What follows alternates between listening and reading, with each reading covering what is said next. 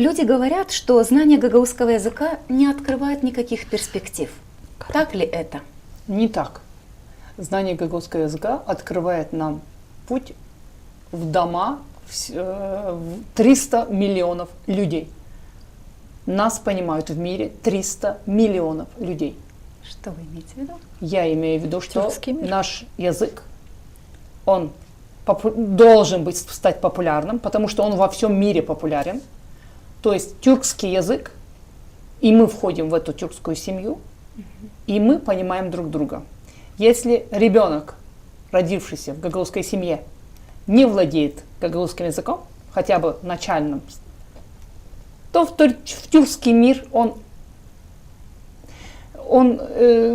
как вам сказать, не хочу Двери для него обидеть, не хочу обидеть, но он будет как чужой среди своих, получается.